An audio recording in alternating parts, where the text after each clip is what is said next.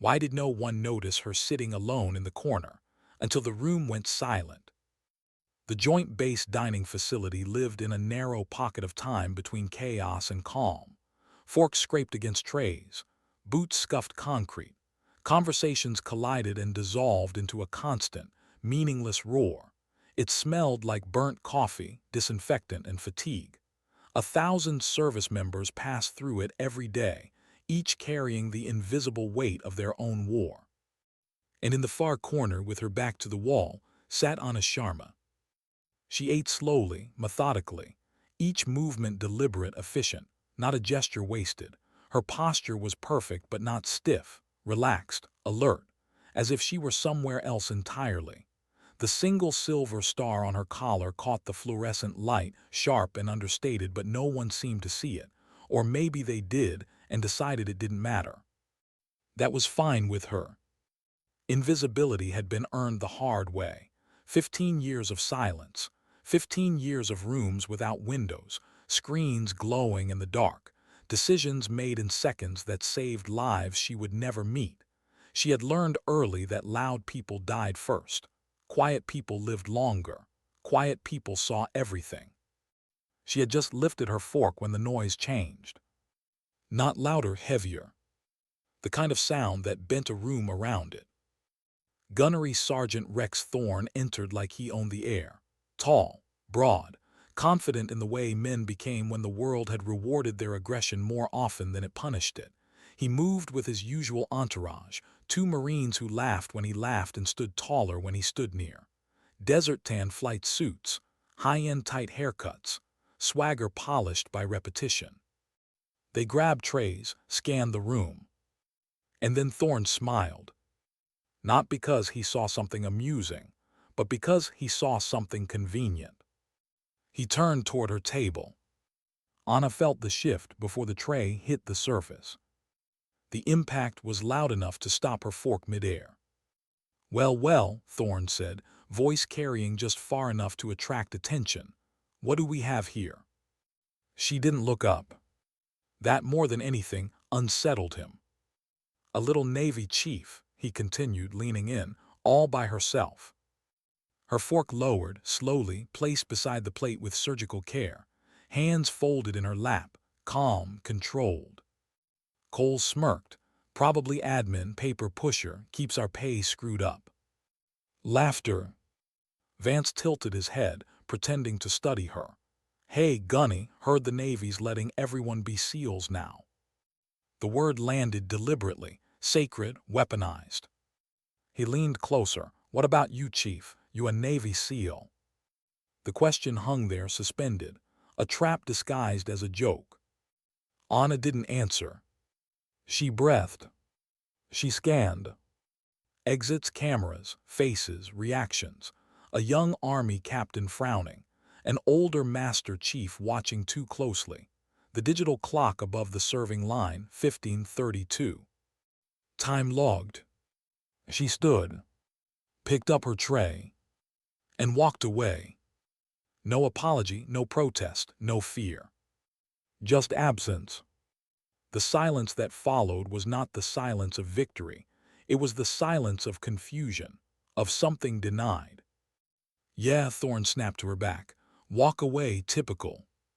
She didn't slow, didn't turn, didn't give him the satisfaction of acknowledgement. When the doors closed behind her, the room exhaled, but something had shifted. Even the laughter that followed sounded thinner, forced. Thorne stood there longer than he meant to. He hated that feeling. Being ignored. Outside, the Virginia humidity wrapped around her like a damp blanket. Jets roared overhead. Commands barked in the distance. The world of visible power, of muscle and noise. She swiped her badge. The SCIF door hissed shut. And everything real began. Cold air, sterile light, the steady hum of servers, constant, comforting, her sanctuary, her weapon. She moved through the space like she belonged to it because she did. Rows of machines pulsed softly, carrying conversations no one else could hear. Wars no one else admitted were happening. She sat at her console, inhaled once, deep centering. Then she opened a file. Incident report, 1532 Zulu, JB Little Creek, DFAC. She documented everything: names, words, tone, behavior, witnesses. No emotion. Emotion was noise. She pulled the footage, watched herself on screen still composed, disappearing without a trace, watched Thorne puff up, desperate for reaction.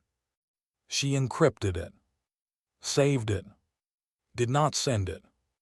Not yet. Patterns mattered, single incidents lied, behavior told the truth. Her fingers moved faster now, ghosting through databases, cross-referencing, quietly asking questions no one noticed being asked. And answers appeared. Complaints dismissed, softened, ignored. A pattern. She added the file numbers. Closed the report. Waited. 2 days passed. She returned to the same table, same corner, same posture. Thorne saw her, walked past, made jokes loud enough to be heard. She didn't respond. That unnerved him more than any insult. Because silence, when deliberate, is a mirror. And he didn't like what he saw. The escalation came at dusk. Between generators and shadows, between noise and isolation. He stepped out first. Thought we'd talk, Chief. This time there was no audience. Only choices. And consequences. She stopped walking. And somewhere deep inside her, something old and precise finished loading. She didn't know yet how this would end. But she knew one thing with absolute clarity. Stillness was not weakness. It was restraint. And restraint, once exhausted, became something else entirely. Sometimes dignity doesn't speak. It waits. Why did her pulse remain steady when 3 shadows stepped into her path? And why did that terrify her more than fear ever could? The generators growled behind them, a low mechanical thunder that swallowed smaller sounds. Diesel and salt air mixed with sweat and hot metal. The sun was sinking fast, dragging long shadows across the staging area, turning familiar vehicles into jagged silhouettes. This was the hour where mistakes hid easily, where intent could be denied later. Anna Sharma stopped walking. Not because she was trapped, but because movement right now would say too much. Thorne eaved the dark between a Humvee and a wall of supply crates, his boots crunching deliberately. Cole and Vance fanned out without thinking, muscle memory guiding them into a loose half-circle. Not a textbook maneuver, just instinct, pack behavior. They believed they were hunters. Anna's mind cataloged the scene with clinical calm. No cameras, nearest personnel over 100 yards away, background noise masking raised voices, poor lighting, limited witnesses. This wasn't bravado anymore. This was escalation. And escalation always carried consequences. Well, Thorne said, voice lower than before, stripped of performance. Look who decided to stop ignoring us. She shifted the laptop in her left hand, keeping it balanced, protected. Her right hand remained free, her shoulders relaxed, not submissive, ready. I'm en route to a mission task, she said evenly. You're obstructing my movement. Cole snorted. Hear that? Mission task, like she's important. Anna didn't look at him. That was mistake number 1. Thorne stepped closer, inside her personal space now. He wanted her to feel him there, wanted dominance to be physical, undeniable. You embarrassed me, he said quietly, in front of my men. She met his eyes for the first time. There was no challenge in her gaze, no fear, just assessment, like he was equipment being evaluated for failure points. I disengaged, she replied. You chose to feel embarrassed. His jaw tightened. You think you're smart, he said. Walking away like that, you think that makes you better. I think it made the situation end, she said. That calm, flat factual hit him harder than an insult. It stripped him of narrative, of power. Vance shifted his weight, anxious, unsure. This wasn't going how he expected. Thorne leaned in closer. On this base, he said, respect is earned, and you haven't earned it. Anna's eyes flicked briefly to his hand as it jabbed into her shoulder. Contact. Trigger logged. Remove your hand, she said. Not a plea. A statement. The air thickened. For a split second, something like uncertainty flickered across Thorne's face. Then his pride surged to fill the gap. Pride always hated being questioned. You don't give me orders, he snarled. And he swung. The punch was efficient, brutal, designed to end the conversation permanently. Anna stepped into it. Time fractured, not slowed, just clarified. Angles sharpened. Noise faded. There was only motion and decision. She pivoted, redirected, used his force instead of resisting it. Pain flashed across Thorne's face as his arm locked wrong, his balance stolen. Surprise followed, then panic. Cole and Vance froze. They had expected violence. They hadn't expected precision. Anna moved through them like water finding cracks. No wasted energy. No anger, just solutions. One support leg removed. One center of gravity collapsed. One roar cut short into breathless shock. 8 seconds. That was all it took. When it ended, the generators still hummed. The sun still sank. The world continued exactly as it had been, except 3 men now lay scattered across the asphalt, breathing hard, staring up at a woman who hadn't even dropped her laptop. Anna took 1 step back. Activated the recorder on her belt. Red light solid. She stood still long enough for the aftermath to exist on record, not for satisfaction, for completeness. Thorne stared at her from the ground, his expression stripped bare, confusion, pain, and something new underneath. Recognition. Not of who she was, but of how wrong he'd been. She turned and walked away. Her footsteps were unhurried. Behind her, something important broke, not bones, not careers yet, but a belief. The belief that strength announced itself loudly. The belief that silence meant safety for predators. From the edge of the staging area, 2 figures watched. Master Chief Miller didn't move, didn't speak, just observed with the quiet gravity of someone who'd spent decades learning when not to intervene. Lieutenant Davis, however, couldn't breathe. What did I just see? He whispered. Miller exhaled smoke slowly. A correction. A fight? Davis asked. No, Miller said. A lesson. They watched MPs roll in minutes later. Lights off, movements deliberate, prearranged, professional. Thorne protested, loud, desperate. No one listened. Anna filed her report from the satellite truck. Attached video, cross-referenced history, named witnesses, sent. Then she went back to work. Because to her, this wasn't about revenge. It was about order. The hearing came fast, faster than rumors, faster than excuses. Anna sat alone as proceedings unfolded, her presence unremarkable, still, calm, unemotional. The defense tried bravado, tried reputation, tried to paint her silence as provocation. Then the video played. The room changed. And when the quiet man in the dark suit took the stand, something irreversible happened. Not because he revealed her identity, but because he revealed truth. Truth had weight, and weight collapsed lies. Thorne listened as his past resurfaced, not as glory, but as context, as dependency, as proof that the woman he'd mocked had once saved his life without him ever knowing her name. The realization broke him more thoroughly than the fall had. When it ended, his career was already gone. Anna never watched him leave. She returned to the SCIF. Back to the hum of servers, to unseen battles, to patterns unfolding on glowing screens. Lieutenant Davis joined her team days later, quieter now, more careful with assumptions. Is it over? He asked once.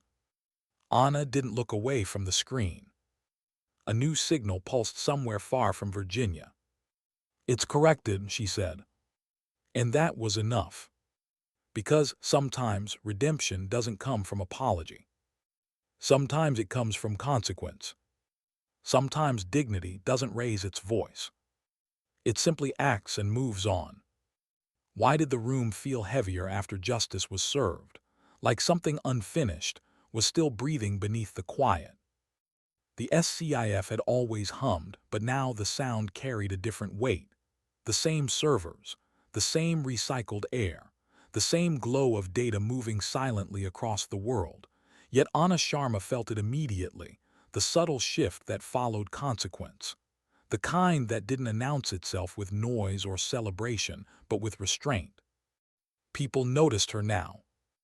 Not openly, not directly, but chairs pulled back a little faster when she entered. Conversations paused half a second too long. Eyes flicked toward her and then away as if looking directly might invite something uncomfortable. Respect had arrived, but it hadn't settled yet. It hovered, awkward, uncertain. She preferred before. Before, invisibility had been clean. Now it was complicated. She sat at her console, spine straight, hands resting lightly near the keyboard. The holographic globe rotated slowly, its surface dotted with soft lights, green, blue, the occasional amber pulse that hinted at instability. Somewhere in the Strait of Malacca, a faint yellow ring expanded and contracted like a living thing. Pattern emerging. Anna focused on that instead of the memory of the courtroom. Instead of the way Thorne's face had collapsed when the name Oracle was spoken. She hadn't looked at him then either. Not because she lacked empathy, but because empathy, misapplied, could blur judgment, and judgment was her responsibility. Lieutenant Davis stood nearby, pretending to review a data stream he didn't yet understand. He was learning quickly, but today his thoughts were elsewhere. She could see it in the tension of his shoulders, the way he hesitated before speaking. "They're still talking," he said quietly.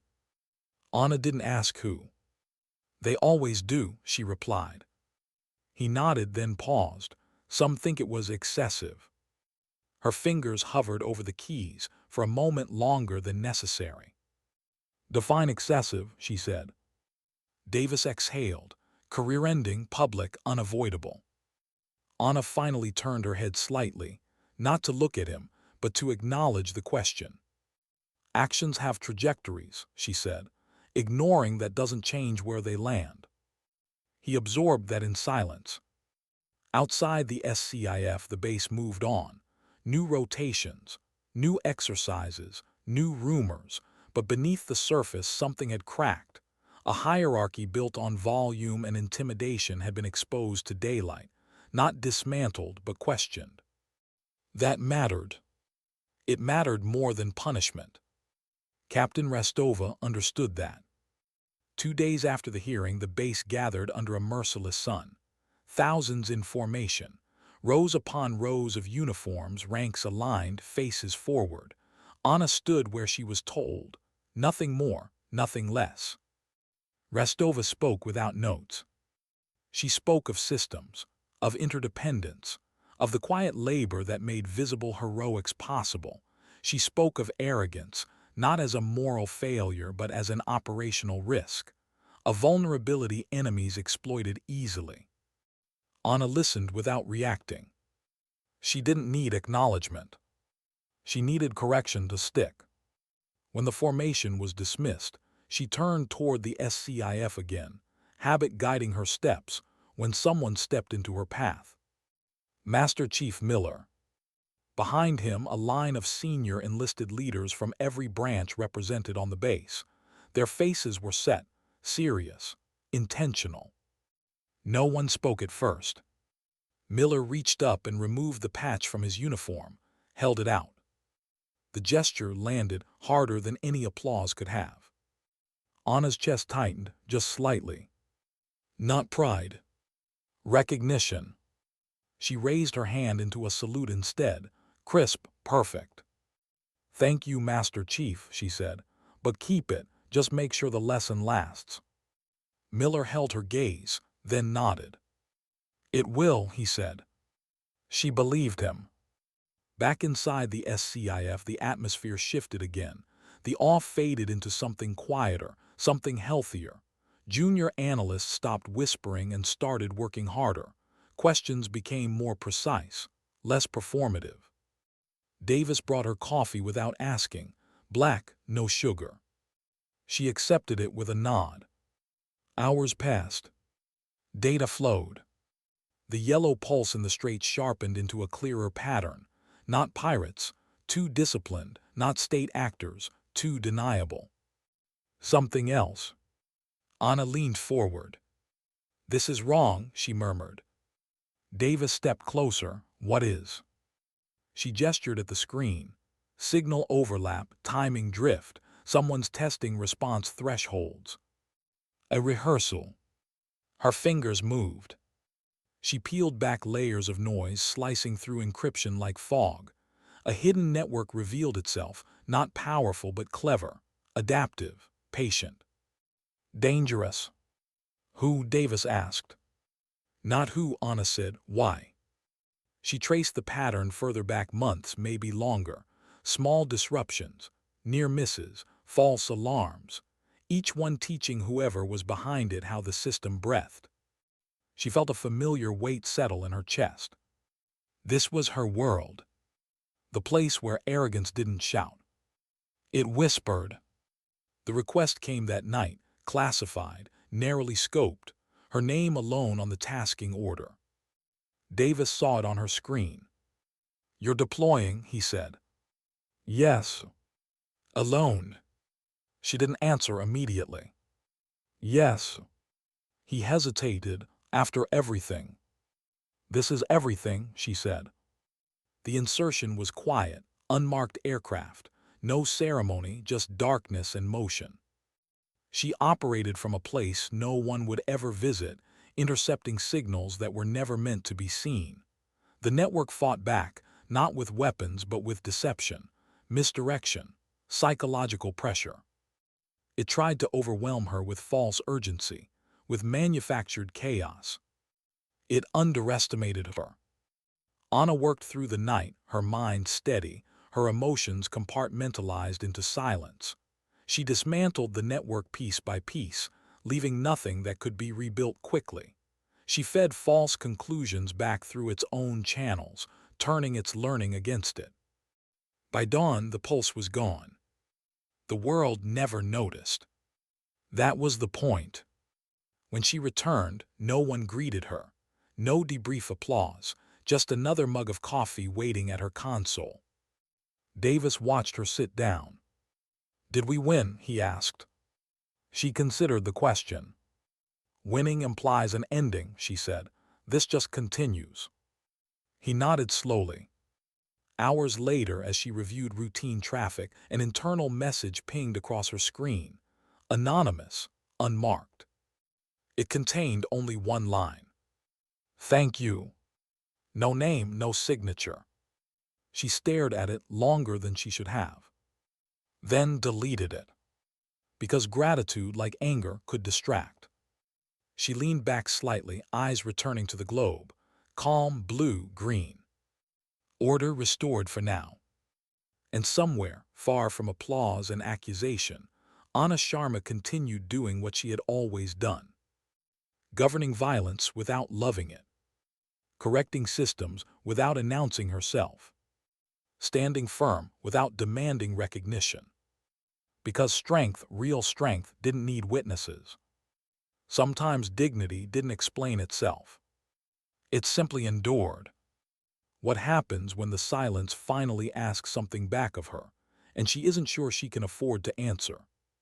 The night returned quietly, the way it always did after something dangerous failed to happen.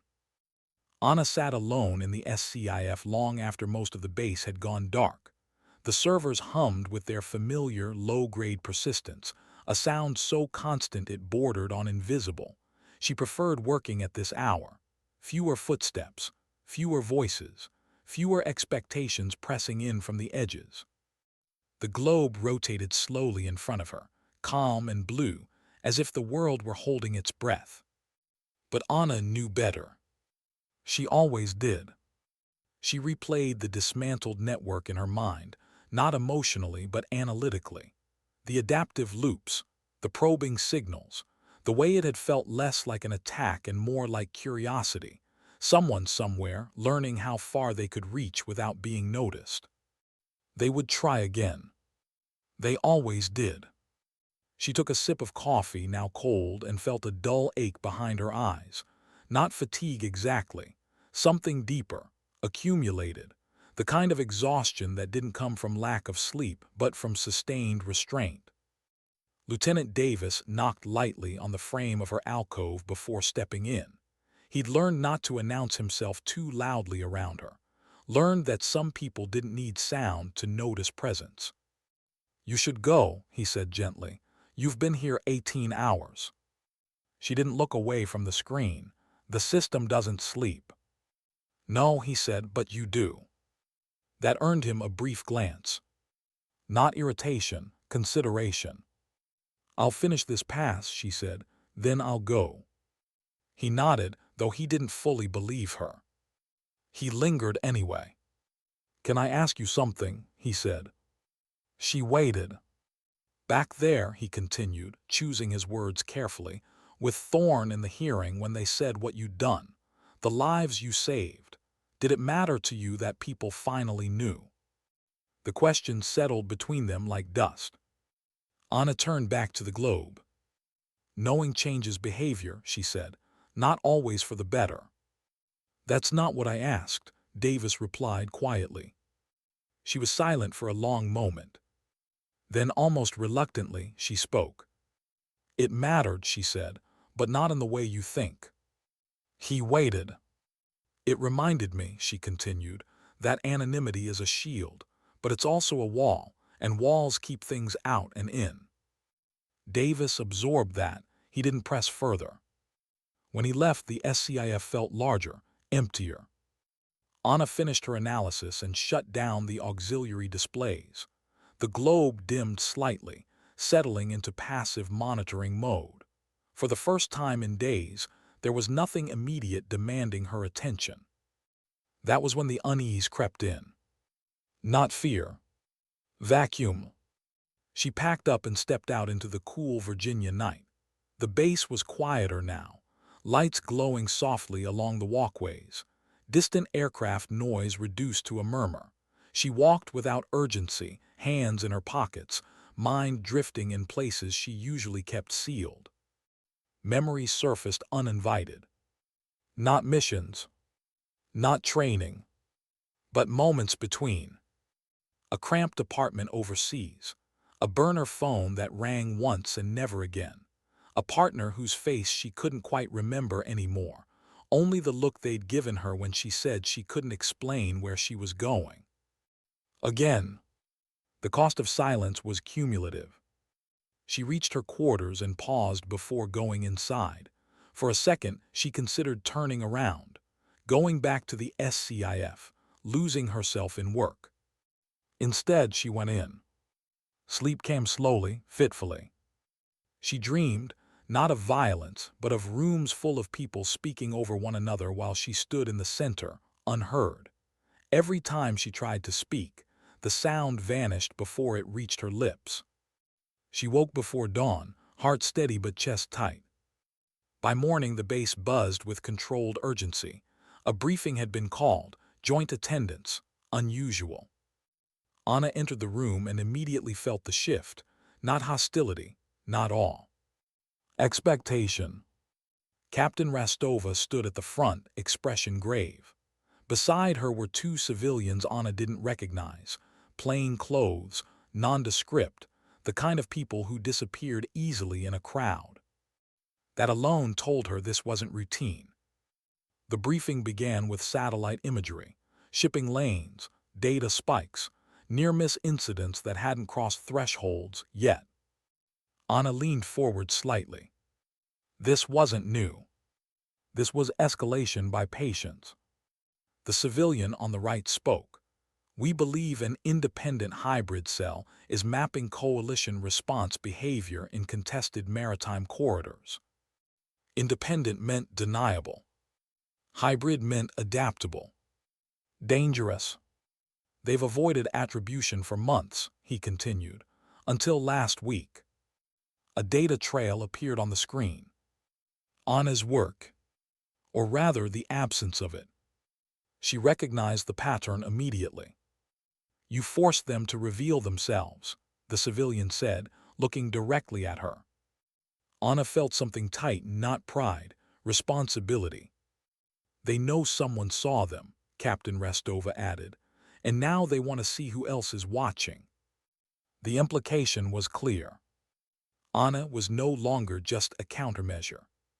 She was bait.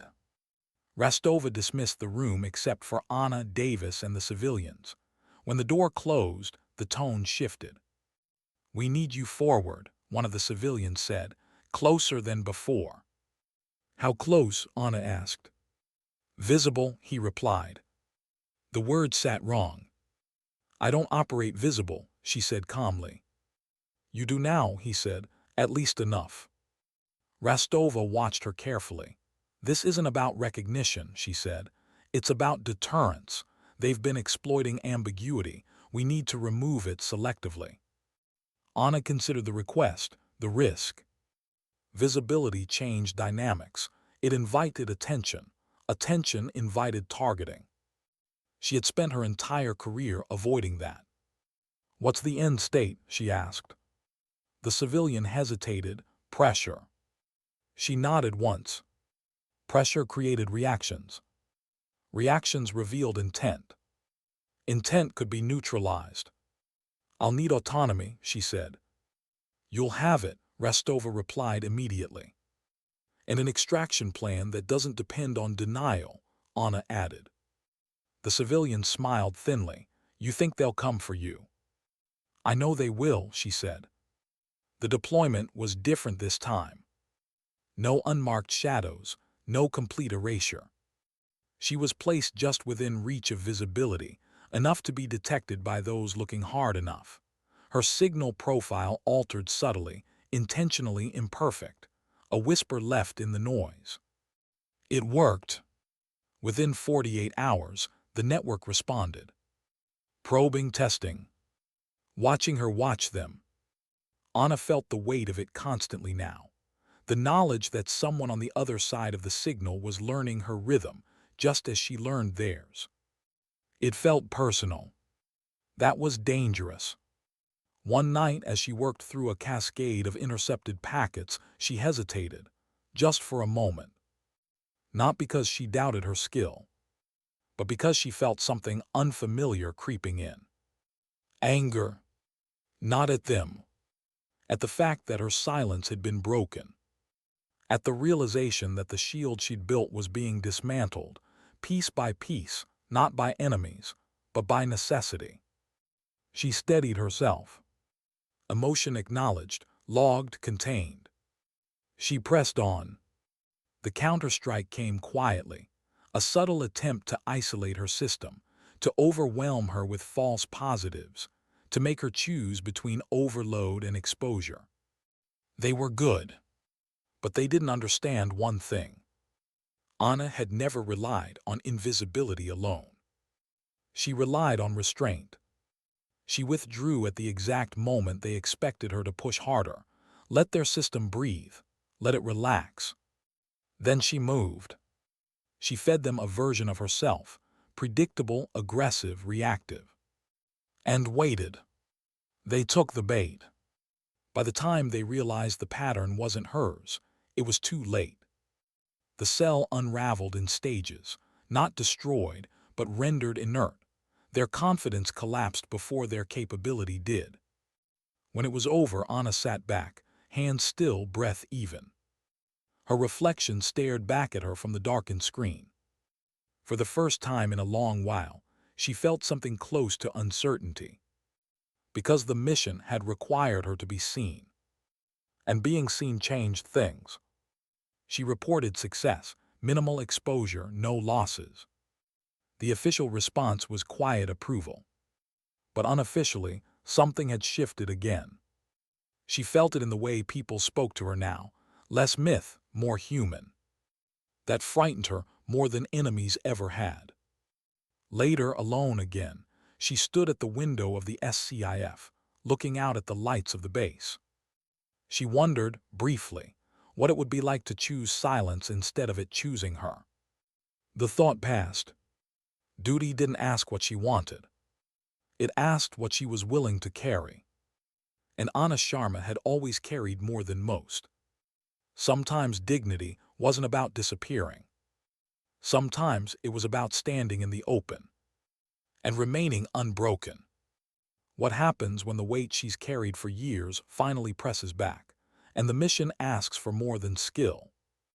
The first sign wasn't alarms or alerts. It was quiet. Too quiet. Anna noticed it while most of the base slept. The SCIF's hum remained steady, but the data streams had thinned unnaturally, like a river pulled underground. Not silence, absence. The kind that suggested deliberate restraint on the other side. They were learning.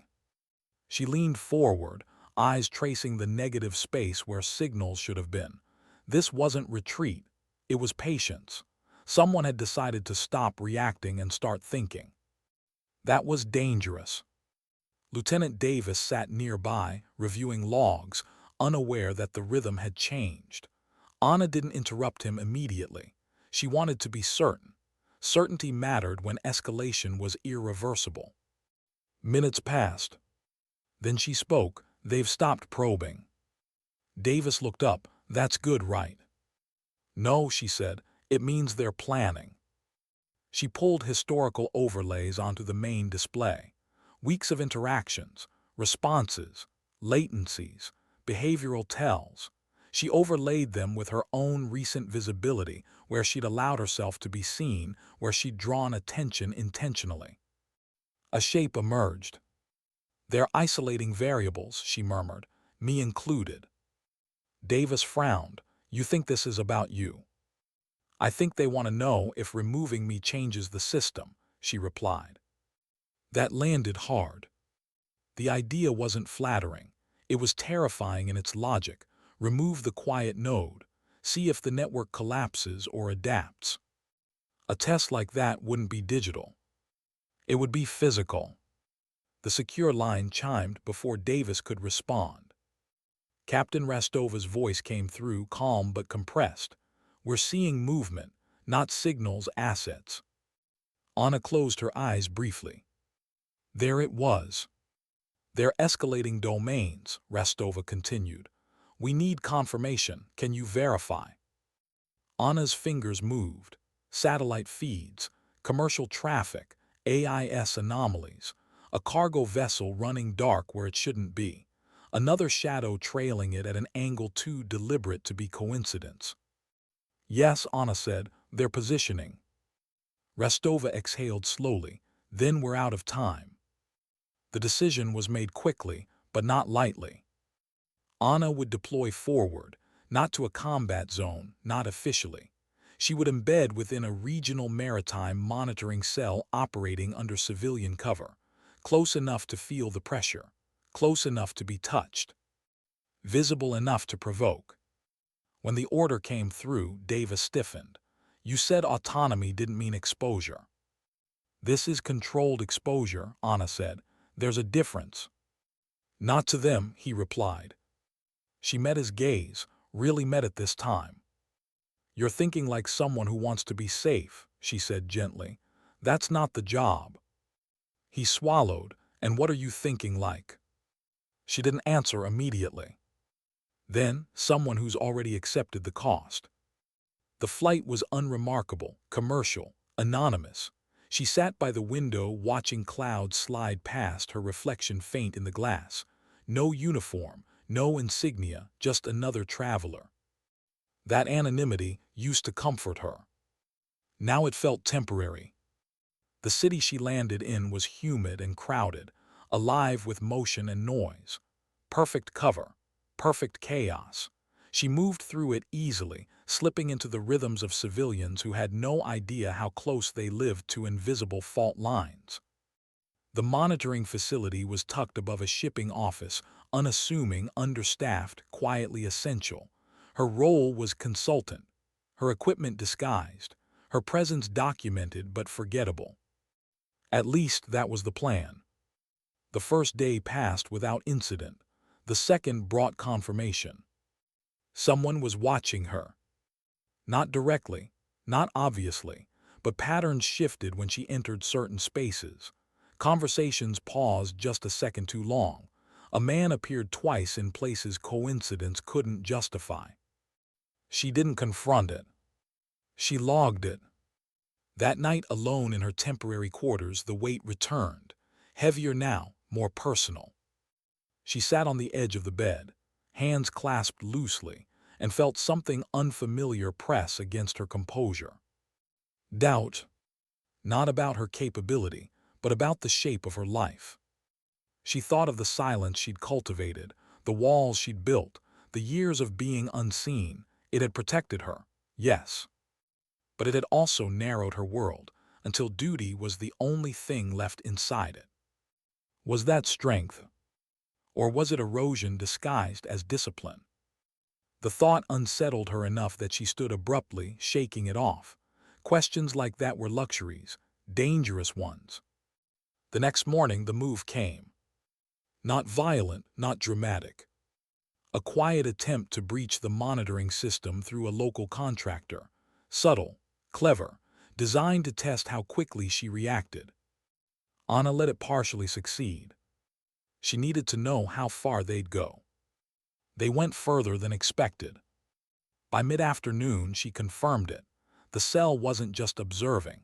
They were attempting to isolate her specifically, diverting resources, shaping noise, creating conditions that would pull her away from oversight.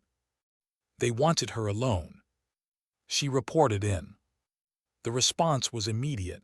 Abort, came the directive. We've learned enough. Anna stared at the message.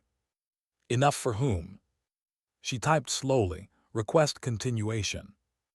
The reply came back just as measured, risk unacceptable. She closed her eyes. This was the moment restraint demanded a different kind of courage. She thought of Thorne, of how arrogance had blinded him to consequences. She refused to make the same mistake from the opposite direction. But she also knew this. If she withdrew now, they'd learn the wrong lesson. That pressure worked. That visibility scared her. It didn't. It focused her. She sent one final message. I can finish this, on my terms. The pause that followed felt endless. Then approval arrived. Conditional, limited window.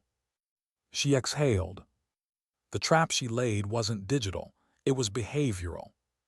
She altered her routine subtly, became slightly predictable, slightly careless, just enough to invite confidence. She let the watcher see her leave the facility alone at the same time each evening. On the fourth night it happened. A shadow detached from the crowd, footsteps behind her, too close. Anna didn't turn. She stepped into a brighter street instead of a darker one, changed pace, let the distance close. When the hand brushed her arm, she reacted, not violently but decisively. A twist, a lock, a voice low and sharp, speaking a language that wasn't hers. She froze him in place long enough to look into his eyes. Not hatred there. Calculation. She released him before escalation could bloom, stepped back, spoke quietly. You're out of position, she said, and outmatched. He hesitated, then disappeared into the crowd. She didn't pursue. She didn't need to. The message had been delivered. Within hours the network collapsed, not destroyed, abandoned, assets withdrawn, interest evaporated. They learned what they needed to know. So had she. When she returned stateside, the base felt different again. Not quieter, not louder. More honest. Davis met her at the SCIF. You okay? She considered the question. Yes, she said, but changed. He nodded, as if that made sense. Later, alone at her console, Anna watched the globe spin. She felt tired. Not broken. Not empty. Just aware. Aware that strength wasn't infinite, that silence had costs, that even restraint required renewal. She didn't regret her choices, but she finally allowed herself to acknowledge their weight. Sometimes dignity wasn't just action. Sometimes it was knowing when carrying everything alone was no longer the only way forward. What happens after the mission ends, when the world goes quiet and there's nothing left to hide behind? The SCIF greeted her the same way it always did. Cold air, dim light, the steady, uncomplaining hum of machines that never asked how she felt, only what she saw. Anna stood just inside the door for a moment longer than usual, her hand still resting on the badge reader, as if she were waiting for something to catch up with her. Nothing did. The globe rotated calmly on the main display. No flashing alerts, no amber warnings, just blue and green, the illusion of stability. She sat down. For the first time in years, there was no immediate task pulling her forward. The realization felt hollow. Lieutenant Davis noticed before she did. He approached quietly, placing a fresh mug of coffee beside her console. He didn't speak right away. He'd learned that silence, when shared properly, could be a form of respect rather than distance. They closed the file, he said eventually. Officially, cell dispersed, no further tasking. Anna nodded. Closure, the word sounded neat, unrealistically so. They'll reform, she said, under a different name. Probably, Davis agreed, but not the same way, not soon. She accepted that with a small breath. That was as close to satisfaction as her work ever allowed. Around them, the SCIF continued its rhythm. Analysts worked. Data flowed. The quiet professionals did what they always did, prevented disasters no one would ever know had been avoided. And yet, something fundamental had shifted. It wasn't how others treated her. That change had already happened. The whispers had faded. The awe had softened into professionalism. Respect had found its proper place. The shift was internal. Anna no longer felt anchored solely by restraint. She stepped into visibility and survived it. More than that, she'd learned she could choose when to step back out. Captain Rostova requested a private meeting later that afternoon. No aides, no formalities, just two officers seated across from one another in a plain room with a single window overlooking the flight line. Rostova studied her for a long moment before speaking. You could have said no. Anna met her gaze. Yes. And you didn't. No. Rostova nodded. Why? Anna thought carefully. The honest answer mattered. Because silence stopped being enough, she said. Not for them, for me. That earned a quiet smile. You realize, Rostova said, you've changed how this base thinks about power. Anna shook her head slightly. I didn't change it, I exposed it. Same difference, Rostova replied. The question is, what do you want now? The question caught her off guard. No superior had ever asked her that. I want to keep doing my job, Anna said slowly, but I also want to teach, quietly, selectively, so fewer people confuse volume with authority. Rostova leaned back. I was hoping you'd say that. The offer was subtle. No title change, no spotlight, just influence extended carefully through the right channels, mentorship, doctrine review, cultural correction without spectacle. Anna accepted. Because this time, stepping forward wasn't about exposure. It was about continuity. Weeks passed. The base settled into a new equilibrium. Not perfect, never perfect, but better. Conversations changed tone. Jokes died early when they crossed lines. Silence, when it appeared, was no longer automatically read as weakness. Davis thrived under her guidance, not by imitating her but by understanding her principles. He learned when to speak, when to listen, when to let systems reveal themselves instead of forcing conclusions. One evening, as they reviewed routine traffic, he paused. "You know," he said, "people still ask if you're a SEAL." Anna almost smiled. "What do you tell them?" she asked. "The truth," he replied, "that it doesn't matter." She nodded. "Good." Late one night, long after the SCIF had thinned out, Anna stood alone at the window again. The base lights shimmered below, orderly and contained. Somewhere out there, young service members were just beginning to learn who they were. Somewhere else, threats were forming quietly, patiently. The cycle never stopped. She rested her hand lightly against the glass. For the first time, she allowed herself to feel something she'd long kept at bay. Pride. Not in being feared, not in being revealed, but in having remained intact. She thought of Thorne, not with anger but with clarity. He had believed strength was something you proved loudly, publicly, at the expense of others. He had believed dominance was the same as worth. He'd been wrong, not because he lost, but because he never understood what he was fighting. Anna turned back to her console. The globe rotated. A faint news signal flickered somewhere distant, not urgent, not yet. She logged it. Prepared. Calm. Still. Because she had learned that silence, when chosen, was not absence. It was control. And control, when governed by restraint, became something rare and durable. Dignity. Not the kind that demanded recognition. Not the kind that shattered under scrutiny. But the kind that moved quietly through chaos, corrected what needed correcting, and left the world slightly more balanced than it had been before. Anna Sharma sat down, placed her hands on the keyboard, and returned to the work. Unseen when necessary. Visible when required. Unbroken always. Because sometimes strength doesn't announce itself with a name, a rank, or a patch. Sometimes dignity doesn't speak at all. It simply acts. And endures.